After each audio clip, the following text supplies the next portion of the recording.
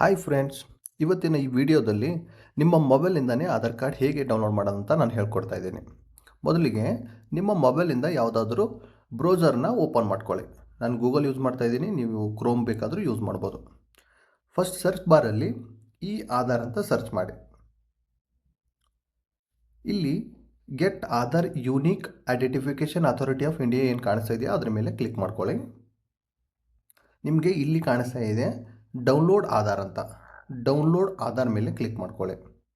ನಿಮಗೆ 4 ಆಪ್ಷನ್ ಇದೆ ಡೌನ್ಲೋಡ್ ಮಾಡ್ಕೊಳ್ಳಿಕ್ಕೆ.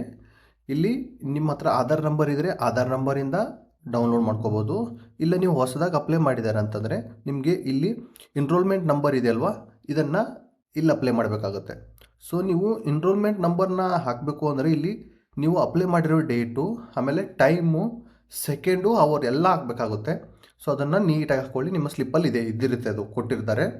ಸೊ ನೆಕ್ಸ್ಟ್ ಇಲ್ಲಿ ಕ್ಯಾಪ್ಚಾ ಕೋಡನ್ನು ಹಾಕಬೇಕಾಗುತ್ತೆ. ನನ್ನ ಹತ್ರ ಇವಾಗ ಆಧಾರ್ ಕಾರ್ಡ್ ಇದೆ, ನಾನು ಆಧಾರ್ ಕಾರ್ಡಿಂದನೇ ಲಾಗಿನ್ ಮಾಡ್ತೀನಿ. ಇದು ಕ್ಯಾಪ್ಚಾ ಕೋಡ್ ನಿಮಗೆ ಅರ್ಥ ಆಗಿಲ್ಲ ಅಂತಂದರೆ ಇಲ್ಲಿ ನೀವು ರಿಫ್ರೆಶ್ ಬೇಕಾದರೂ ಮಾಡ್ಕೋಬೋದು, ಅಲ್ಲಿ ಬೇಕಾದರೂ ಮಾಡ್ಕೋಬೋದು.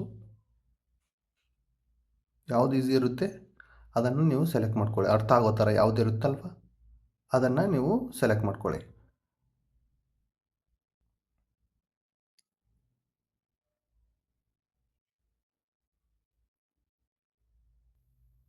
ಕ್ಯಾಪ್ಚಾ ಕೋಡ್ ನೀವು ಅಪ್ಲೈ ಮಾಡಿದ ಮೇಲೆ ನಿಮಗೆ ಸೆಂಡ್ ಒ ಟಿ ಪಿ ಕೇಳುತ್ತೆ. ಸೆಂಡ್ ಒ ಟಿ ಪಿ ಮೇಲೆ ಕ್ಲಿಕ್ ಮಾಡ್ಕೊಳ್ಳಿ. ಸೆಂಡ್ ಆದಮೇಲೆ ನಿಮಗೆ do you want mask Aadhaar ಅಂತ ಕೇಳ್ತಾ ಇದೆ. ಸೊ ನಿಮಗೆ ಮಾಸ್ಕ್ ಆಧಾರ್ ಕಾರ್ಡ್ ಅಂತಂದರೆ ನಿಮ್ಮದು ಫುಲ್ ಆಧಾರ್ ನಂಬರ್ ಬರೋದಿಲ್ಲ, ನಿಮ್ಮದು 4 ಡಿಜಿಟ್ ಮಾತ್ರ ಶೋ ಆಗುತ್ತೆ, ಮಿಕ್ಕಿರೋದೆಲ್ಲ ಸ್ಟಾರ್ ಅಂತ ಬಂದಿರುತ್ತೆ. ನಾನು ಮಾಸ್ಕ್ ಆಧಾರ್ನ ಇವಾಗ ಡೌನ್ಲೋಡ್ ಮಾಡ್ತಾ ಇದ್ದೀನಿ.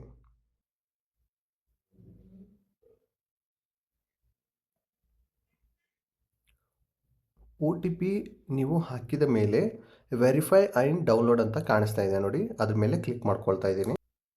ನಿಮಗೆ ಇಲ್ಲಿ ಫೈಲ್ ಡೌನ್ಲೋಡ್ ಅಂತ ಕಾಣಿಸ್ತಾ ಇದೆ. ಸೊ ನೀವು ಅದನ್ನು ಡೌನ್ಲೋಡ್ ಮಾಡ್ಕೋಬೋದು.